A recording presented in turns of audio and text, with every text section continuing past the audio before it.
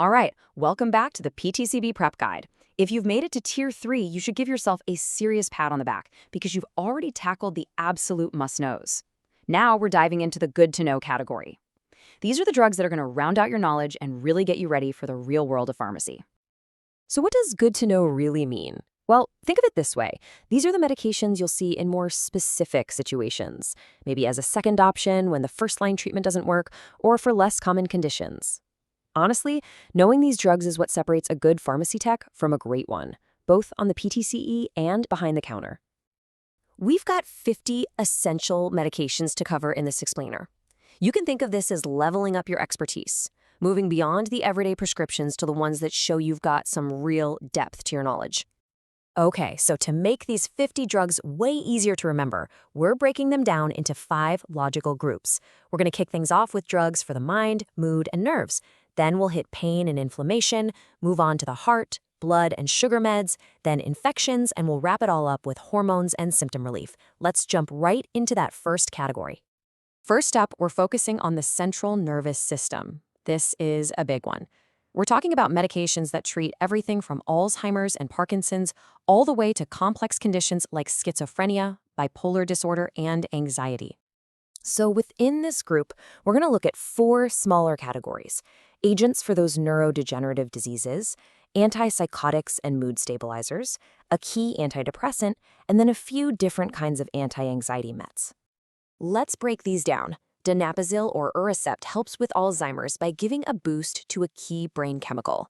Then you have Ropinirole and Pramipexole. Notice they're both dopamine agonists used for Parkinson's. Here's a quick way to link them in your mind.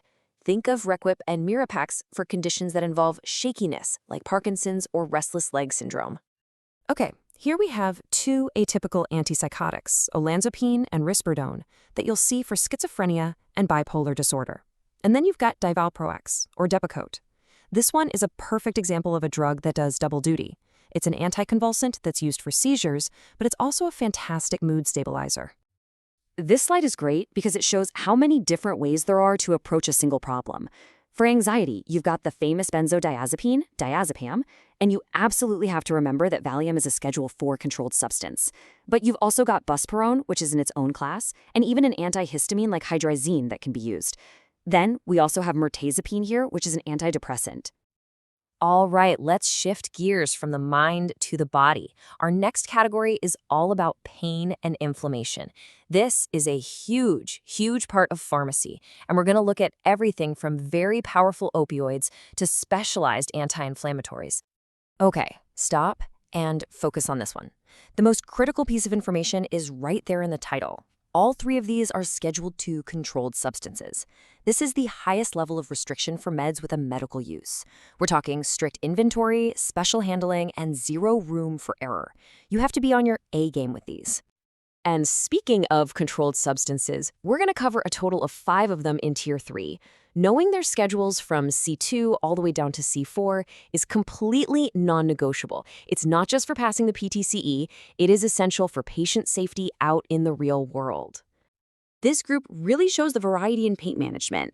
You've got celecoxib for arthritis pain, sumatriptan for migraines, and then 2 more controlled substances. Carisoprodol or Soma is a C4 muscle relaxant, and buprenorphine/naloxone, Suboxone, is a C3 that's used in a very important and unique way to actually treat opioid dependence. Okay, moving into our third section. This is really the bread and butter for a lot of pharmacies. These are the essential maintenance meds for chronic conditions like diabetes, high blood pressure, and heart failure, the kinds of drugs your patients might be on for many years. So here we see 3 totally different ways to control blood sugar. You've got 2 pills, pioglitazone and empagliflozin, that work through different pathways. And then you have insulin detamir, Levemir, which is a long-acting injectable insulin, a true workhorse in managing both type 1 and type 2 diabetes. Now let's take a look at the heart. We've got drugs that control the heart's rhythm, like digoxin and amiodarone, and then several that lower blood pressure. And here's a fantastic little shortcut for you. See nifedipine? That dipapine ending is a dead giveaway for a calcium channel blocker, a super important class of blood pressure meds. I love slides like this because they put 2 very similar drugs right next to each other. Doxazocin and terazosin are both alpha-1 blockers, and they're used for the exact same two things, an enlarged prostate, or BPH, and high blood pressure. And the memory hook is right there in the name. They both end in azocin. If you see that ending, your brain should immediately think alpha-1 blocker. Okay, let's switch it up again. Our fourth category covers drugs that fight infections and treat common skin issues. We're going to see everything from antibiotics and antivirals taken by mouth to creams and gels for things like acne and fungal infections. With these, it's all about knowing your enemy. Bactrim and Flagyl go after bacteria, fluconazole targets fungus, and acyclovir is for viruses. And pay close attention to those suffixes.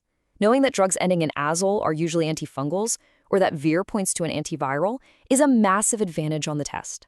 Now we're looking at the topicals, the stuff that's applied directly to the skin or in the mouth, right where the problem is. We've got two different antifungals, nystatin and ketoconazole. Mupirocin is a really common topical antibiotic for skin infections like impetigo. And of course, tretinoin, or Retin-A, a powerful retinoid used for acne. And here we go, our final category. This one's kind of a mixed bag, but it's full of important drugs. It covers everything from hormone therapy and allergy relief to digestive problems and bladder issues. These are all about managing symptoms to improve a person's quality of life. All three of these are anticholinergics, which means they work by relaxing smooth muscles. This is great for conditions like IBS or an overactive bladder. But they come with a very famous set of side effects. You've probably heard the classic mnemonic, can't see, can't pee, can't spit, can't, well, you know the rest. It's a little silly, but it's a great way to lock in those side effects. Here are the all-stars of the over-the-counter allergy aisle. You've got Zyrtec, Claritin, and Allegra, the common, less drowsy options. And then we contrast those with diphenhydramine or Benadryl, which is a first-generation antihistamine that is famous for causing drowsiness. That's exactly why you'll also see it used as a sleep aid. Okay, let's wrap this up with a few unique meds. Notice sildenafil and tadalafil are in the same class, PDE5 inhibitors. Alendronate is a key drug for preventing bone loss and osteoporosis. Estradiols for hormone replacement therapy.